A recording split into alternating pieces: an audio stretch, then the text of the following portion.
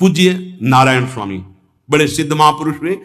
वो कह रहे हैं कि नाम कैसे आपका निरंतर चलेगा, इसके लिए जिस वाणी से नाम जप कर रहे हो यदि झूठ बोलोगे, अरे आश्चर्य होता है, झूठ बोल करके तुम सोच रहे हो हम संभाल लेंगे। नहीं नहीं, झूठ तुम्हारा नाश कर रहा है, तुम्हें पता नहीं। जिस जिह्वा से नाम जप कर रहे हो, अगर नाम का विशेष फल प्राप्त करना है, जल्दी फल प्राप्त करना है, आपको दुखों से बचना है, पाप भस्म करना है, तो झूठ बोलना बंद कर दीजिए। क्या बिगड़ जाएगा आपका? सच्ची बोलने में क्या बिगड़ जाएगा? सच्ची बोलना शुरू करोगे, हिम्मत नहीं रह जाएगी पाप करने की। ये जो पाप करने की तुम्हारी हिम्मत पड़ रही, झूठ बोलने के कारण पड़ रही। नहीं, असत्य संपातक पुंजा, सबसे बड़ा पाप झूठ बोलना। उससे क्या होता है? हर चीज हम छुपाना चाहते हैं। किससे? उस सर्वज्ञ परमात्मा से, गुरुदेव से। नहीं, झूठ नहीं। नाम इसीलिए नहीं चल पा रहा, थोड़ी दिन नाम चलाएंगे छूट जाएगा, क्योंकि आप झूठ बोलते हैं, पापाचरण करते हैं। अगर नाम को चलाना है तो नारायण स्वामी जी कह रहे हैं, पहली बात मौन का आश्रय लीजिए, कम बोलिए, अधिकतर चुप रहना सीखिए, तभी नाम चला पाएंगे।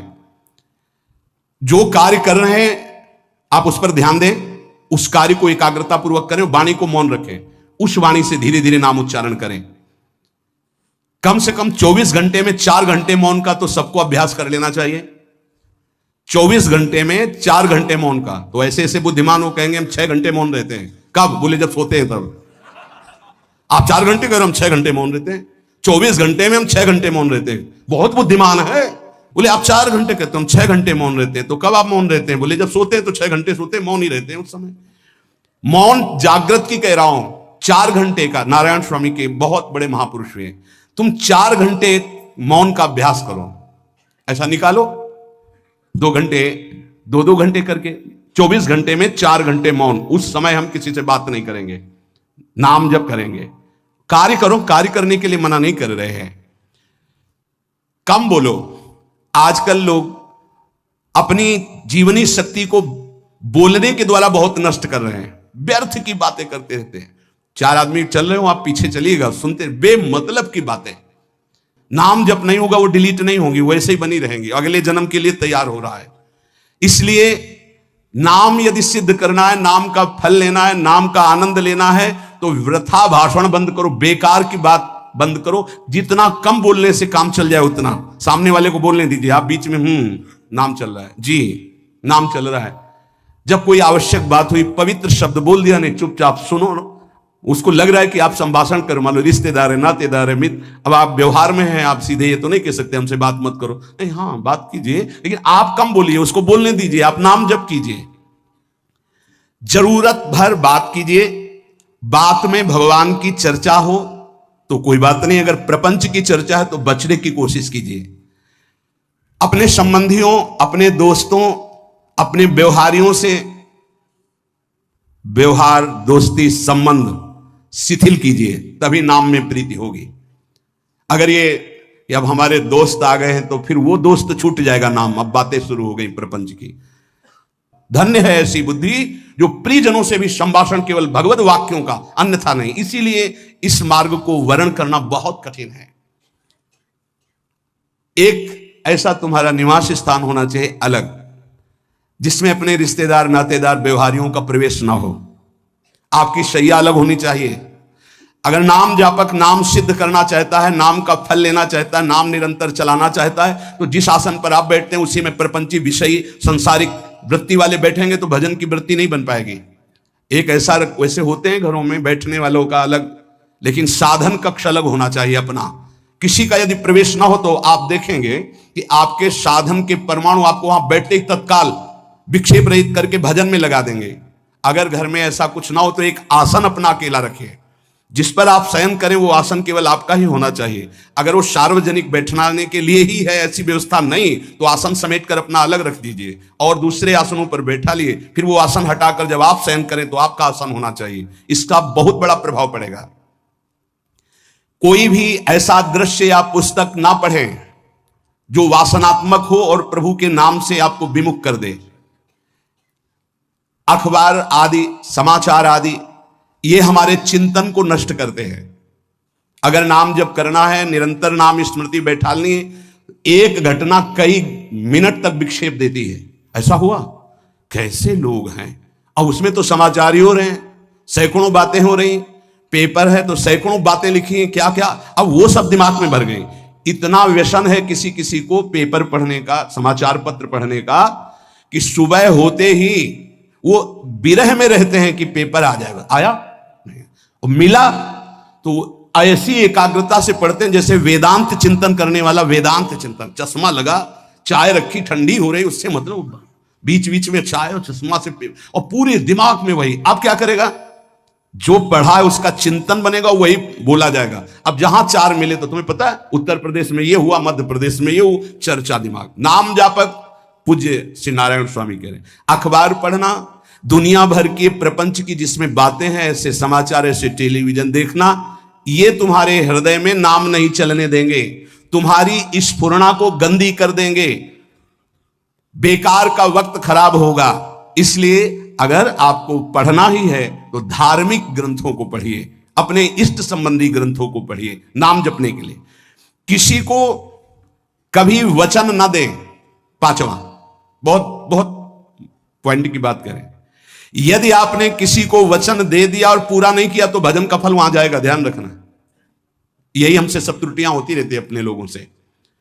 जाओ आज से बाद वचन दे दिया, हम ऐसा नहीं करेंगे, नहीं करेंगे चाहे मर जाएं। और अपने लोग ऐसे फिसड्डी हैं कि शाम के वचन देते हैं और सुबह फिसल जाते हैं, 2-4 दिन बोलते बहुत चला, फिर फिसल जाते हैं। बोले कसम से आज से ऐसा नहीं करेंगे। तो आप इसको खिलवाड़ न समझे, आपके सुकृत नष्ट हो रहे हैं, वासना आपके सुकृतों को नष्ट कर रही।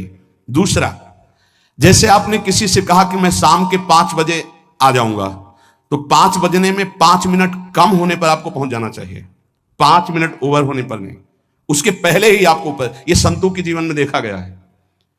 समय का बहुत बड़ा जीवन में अस्तित्व है। अगर आप किसी को समय दें, फिर उसमें प्रमाद स्थिति नहीं होनी चाहिए। 5 मिनट पहले पहुंचिए। समय दिया है किसी को तो 5 मिनट पहले, उसको इंतजार ना करना पड़े।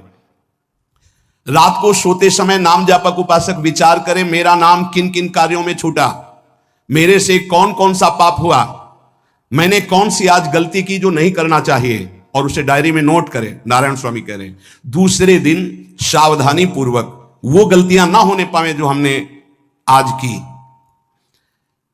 जब उपासक सत्य बोलना स्वीकार करता है तो उसके हृदय में डर जागृत हो जाता है। ध्यान रखना, डर ये माया के द्वारा प्रेरित है। अगर व्यापार में सत्य बोलेंगे तो पैसा अधिक नहीं आएगा, अगर हम सत्य बोल दिए तो डांट लगेगी, अगर हम सत्य बोल दिए तो सब लोग जान जाएंगे मैं ऐसा गंदा हूं। सच्ची मानिए, सत्य बोलने का नियम ले लीजिए, आप निष्पाप हो जाएंगे, आप महात्मा बन जाएंगे अंदर से, कोई भी पापाचरण आपके जीवन में नहीं रह जाएगा। भगवान का नाम सत्य है, उस नाम को चलाने के लिए झूठ बोलने वाला नाम को कैसे चला सकता है?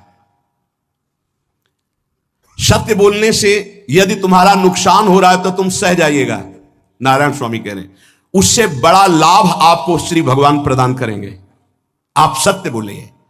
आजकल भगवान पर विश्वास नहीं, इसलिए झूठ पर विश्वास है। कलयुग की ऐसी प्रेरणा है कि सब झूठ बोलने लगे हैं, कोई डरता ही नहीं झूठ बोलने में। पूरा का पूरा, जैसे नहीं कहते कुछ तो सत्य होगा, ऐसे ऐसे महानुभाव हैं कि 100% झूठ बोल जाते हैं, 100%। धन्य है मोबाइल जो झूठ बुलाने में बहुत प्रवीण है, बहुत प्रवीण है। अरे भाई हम नहीं मिल सकते, आज हमारा मन नहीं है, खत्म खेल हो गया, सत्य बात है, नहीं मिल सकते आपसे, मत उठाओ फोन। अगर तुम्हें झूठे ही बोलना है तो फोन क्यों उठाओ? नहीं बोलेंगे, नहीं उठाएंगे तो समझ जाएगा कि उनकी रुचि नहीं। ये झूठ क्यों बोलना, सत्य बोलो। झूठ से यदि आप बच गए तो आपके जिह्वा पे नाम निरंतर चलने लगेगा। ये झूठ ही नाम नहीं चलने दे रहा। असत्य आचरण, छुपाने की वृत्ति, असत्य भाषण, ये नाम में प्रीति नहीं। किसी को भी फुसलाने के लिए झूठ मत बोलिए। सत्य बोलने का अभ्यास कर लिए तो पापी जीव भी महात्मा बन जाए। सत्य आवश्यक है।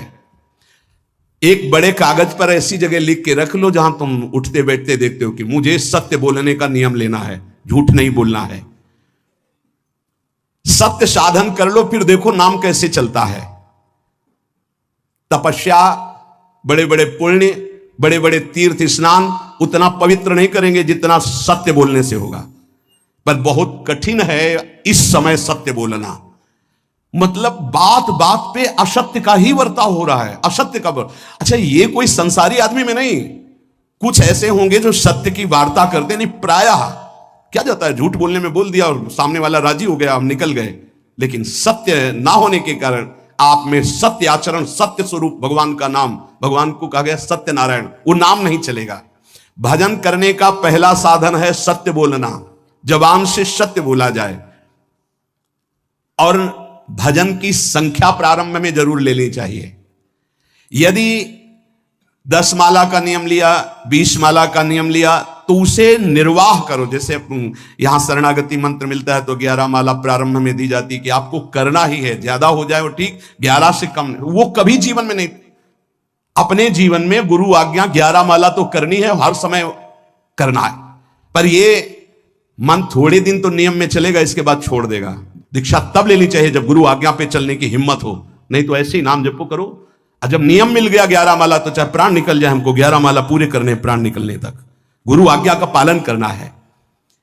यदि आप नाम जब अधिक मात्रा में नहीं करेंगे तो जो आपको नाम मिला है उसका फल आपको अनुभव में नहीं आएगा। क्यों? क्योंकि नाम का हिस्सेदारी होती है, भजन की हिस्सेदारी होती है। जैसे किसी ने प्रणाम किया, वो भजन लिया। गृहस्थी को इसीलिए मना किया कि रास्ते में परिक्रमा मार्ग में हलवा पूड़ी ये सब बट रहा है, हाथ मत फैलाओ। वो दान कर रहा है, सुकृत कर रहा है, और कोई दूसरे ले विरक्ता आदि। आप अपने भूख मिटाने के लिए 4 रुपया के चना लेके भले पालो, लेकिन दूसरे के द्वारा दिया हुआ हलवा मत पाओ। यहां धाम आए हो, भगवत कमाई करने आए हो, यहां नाम जप करो, कष्ट सहकर परिक्रमा दो। हो सके 4 रुपए की वस्तु लेकर के आप पशु पक्षियों को पवा दो, किसी एक का पेट भर, तुम मत पाओ दूसरे का। तुम चाहो तो उपवास कर सकते हो, या प्राण पोषण के लिए रूखा सूखा थोड़ा खा लो। ये दूसरे के आराम से धाम में हम आए 2-4 दिन खूब खाए पिए नहीं, भागीदारी हो जाएगी तुम्हारे पुण्यों की। वहां ऐसे फ्री नहीं है कुछ। भजन का भागीदार राजा भी होता है, जिसके राज्य में रह रहे हैं। जो अन्न देता है वो भजन का, जो वस्त्र देता है वो भजन। इसीलिए गृहस्थ को कहीं कुछ भी स्वीकार नहीं करना चाहिए, ये बहुत ध्यान रखें। अगर आप कहीं तीर्थ साधु आश्रम कहीं जाते हैं, कोशिश कीजिए कि किसी से सेवा ना ले, और अगर सेवा ले तो उसके अनुसार फिर अर्थ दे दे। अगर आपने वहां भोजन पाया, पान पाया, तो उसके अनुसार सोच ले कि अगर हम इतना खरीदते तो कितने का मिलता, वो दे दिया तो आपका भजन बच गया। कभी आपको कोई प्रणाम नमस्कार करे, तत्काल बराबर प्रणाम करो। किसी को अपना भजन का हिस्सेदारी नहीं, सबका मंगल हो। ये भजन जितना बढ़ेगा तो आपको भगवदाकार कर देगा। दिन रात 24 घंटे में 21,600 श्वास चलती है। 21,600 श्वास में 6 घंटा तो सोने के चले जाते, उसमें तो चेतना नहीं रहती। अब हमको अगर 21,600 नाम हमको जपने को मिल जाए तो हमारी हर श्वास सार्थक हो जाए। जो हम 5-6 घंटा सोते हैं उसमें जिनका अभ्यास है तो बात अलग है, नहीं तो वो व्यर्थ जाती है। तो हमें एक श्वास में कई नाम जपने का अभ्यास करना चाहिए, जिससे 200 माला फेरने पर ये 21,600 श्वासों की गणना पूरी होती है। अगर हम 200 माला का नियम लें तो इतना हो सकता है। तो हमें लगता है अगर हर समय माला नहीं ले सकते तो श्वास वाली माला बहुत अच्छी रहती है। श्वास में 4 बार खींचो, 4 बार नाम लेते हुए छोड़ो।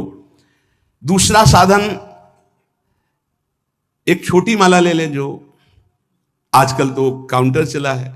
काउंटर में ज्यादा सुविधा संसार के क्रियाओं में रहने वालों को होती कि अपनी जेब में डाल लिया। तीसरा साधन वो बहुत कठिन है, मन की वृत्ति से नाम जप करना। माला, श्वास और मन की वृत्ति, उसमें श्वास की भी गणना का ध्यान नहीं रहता, उसमें केवल चिंतन होता है, चल रहा है। पर ये आखिरी स्थिति होती है, इसी के बाद वो परिपक्व अवस्था होता है। जिह्वा से धीरे धीरे नाम उच्चारण करते हुए, ये पहला अभ्यास है। प्रारंभिक को एकदम मानसिक में नहीं पहुंचने की चेष्टा करनी चाहिए, 2-4 नाम के बाद मन प्रपंच में फंसा देगा। दूसरा अभ्यास कंठ में, जैसे हम जिह्वा से राधा वल्लभ सिंह, राधा वल्लभ सिंह, राधा वल्लभ सिंह, इसे वाचिक जप कहते हैं। मंत्र नहीं होगा, ऐसे नाम होगा। फिर उपांश ऐसे, फिर कंठ से चलता है, फिर हृदय से चलने लगता है, फिर नाभि से चलता है। जिसका नाभि से चलने लगता है उसका परावाणी के द्वारा भजन, वो सिद्ध पुरुष कहा जाता है। 4 वाणी, परा, पश्चंती, मध्यमा, वैखरी। वैखरी जो बोल रहे हैं, जो कंठ से, फिर हृदय से पश्चंती, परा नाभि से, मूलाधार केंद्र से लेकर के संपूर्ण ब्रह्मांड में इसमें नाम गूंज रहा है, वो सिद्ध पुरुष का होता है। पहला अभ्यास जिह्वा हिला करके शुरू करे, राधा राधा राधा राधा, फिर कंठ से। कभी हमारे सदगुरुदेव भगवान को देखना, अगर कोई आ गया और बातचीत का हुआ तो यहां से तत्काल चलता दिखाई देता है ना, कंठ ऐसे ऐसे हिलने लगता है कंठ। अगर शांत बैठे तो फिर नहीं दिखाई देता। अगर कोई है आसपास तो इतनी तीव्रता लगन होती कि कहीं छूट ना जाए नाम। कंठ से विशिष्ट अभ्यासी का, फिर हृदय से परिपक्व अभ्यासी का, और नाभि से सिद्ध महापुरुष का, परावाणी से चलता है। अगर 1 वर्ष तक जिह्वा से अभ्यास किया जाए, ये मैंने किया है, नारायण स्वामी कहते हैं, तो दूसरे वर्ष में कंठ से प्रारंभ हो जाता है। 2 वर्ष कंठ से चले तो अगला हृदय से प्रारंभ हो जाता है, और हृदय से 3 वर्ष चले तो फिर नाभि से 7 वर्ष में नाम सिद्ध हो जाएगा। अगर नियम पूर्वक झूठ ना बोले, सत्य आचरण करे, ऐसे नाम जप करे। हम ये कहते हैं कि चलो थोड़ा धीमे ही सही, पर 12 वर्ष में तो आपको सिद्ध हो जाना चाहिए। 12 वर्ष, यहां बोले 30 वर्ष के 50 वर्ष हो गए साधन करते हो, जो कहते हो कोई परिवर्तन नहीं, इसका मतलब अंदर से नाम नहीं चलाया जा रहा, नाम में रुचि नहीं। 12 वर्ष में तो भगवत साक्षात्कार करके जागृत स्वप्न सुषुप्ति अवस्था पर विजय प्राप्त कर लेता है साधक। ऐसा ही स्वामी जी ने किया, नारायण नारायण नारायण नारायण नारायण, ऐसी सिद्धावस्था हो गई थी। एक टाट की लंगोटी, एक रस्सी कमर में, बस। बड़े ही उच्च कोट, और बहुत बड़े अरब खरबपति घर के बालक थे। सारी सिद्धियां उसके पैरों में लौटने लगती हैं, जिसका नाभि से भजन प्रारंभ हो जाता है, परावाणी से। अजपा जाप उसे ही कहते हैं जो नाभि से होता है। अजपा जाप करने वाले उपासक में जो अजपा जाप करने की चाह रखते हैं, पहला भोजन पर ध्यान दे, सात्विक भोजन, पवित्र भोजन। भाई नाम का स्वाद नहीं मिला तो कुछ लोग जो है बहुत प्रसन्न होते हैं जब सांसारिक पदार्थ आता है। बड़ी कृपा श्री ठाकुर जी की रही है कि इस विषय पर जो है बहुत परिपक्व किया है। रोटी नहीं मिली, ये रबड़ी रसगुल्ला की तो बात जाने दो।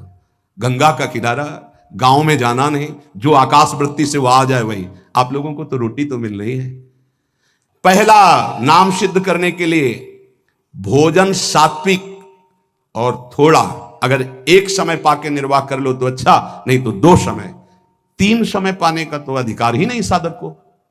भगवान की बड़ी कृपा है, जब भूख थी तब था नहीं, और जब है तो भोजन नहीं पा सकते। वो बड़ा लीला बिहारी है। जब भूख थी तब भोजन नहीं, और जब भोजन है तो नियम कानून इसके लग गए हैं, ये इतना इतना। दूसरा, पहला भोजन पर पवित्र। देखो नाम जप के लिए बहुत आवश्यक है, यही जीवन है कि अगर आप नाम जप करने लगे तो हमारा बोलना, हमारा जीना सार्थक हो जाएगा। अगर नाम जप आपको करना है तो पवित्र भोजन होना चाहिए। 2 टाइम भोजन पाना है तो थोड़ा थोड़ा पाओ, पेट ना भरने पाओ, ऐसा ना लगने की वजन बढ़ गया है। वजन बढ़ गया है तो भजन घट गया है, वजन घट गया है तो भजन बढ़ गया है। देखो तुम्हारे संसारिक संबंधी माता पिता चाहेंगे कि तुम्हारा चिकना शरीर होना चाहिए, हष्ट पुष्ट होना चाहिए, लेकिन हम चाहेंगे कि तुम्हारा भजन पुष्ट होना चाहिए, भगवदाकार वृत्ति होना चाहिए। शरीर तो आज है, कल नहीं रहेगा, चाहे जितना चिकना कर लो। संसारिक माता पिता के प्यार में और गुरु के प्यार में यही अंतर है। वो आपके स्वरूप को पुष्ट करेगा तो शरीर तो अपने आप, मन प्रसन्न है तो वो स्वस्थ है, अस्वस्थ होने पर भी स्वस्थ है। अगर शरीर स्वस्थ है और काम वासना है, नाना प्रकार की चिंताएं, ये थोड़ी माता पिता दूर कर पाएंगे। वो तो तपस्या और साधना से ही दूर होती है, ध्यान रख लीजिए। अधिक भोजन पाना, शरीर को बहुत पुष्ट बलवान कर लेना, तो हर इंद्रियों को भोग देना पड़ेगा आपको। वो कोई तपस्वी होता है, जो तपस्वी होता है वो संयमी होता है, जो संयमी होता है उसके चर्बी नहीं होती, ध्यान रखना। युक्ताहार विहार से, प्राण पोषण के लिए केवल शरीर में अन्न जाए तब नाम में प्रीति होगी। खाते खाते अनेकों जन्म व्यतीत हो गए, वर्षों व्यतीत हो गए, अरे अब तो भजन कर लो, कहां तक खाओगे? ये नरक कुंड है, डाला विष्ठा बन गया। नींद, एक नियम बना लो कि इतना ही सोना है। पता नहीं सोने में कौन सा सुख, नींद में केवल एक बात का सुख होता है, आपका संसार का चिंतन नहीं होता, तो आप जो शांत रहते हैं वो सुख होता है, लेकिन वो तमोगुणी सुख है। अगर आप जागृत में संसार का चिंतन न होने दें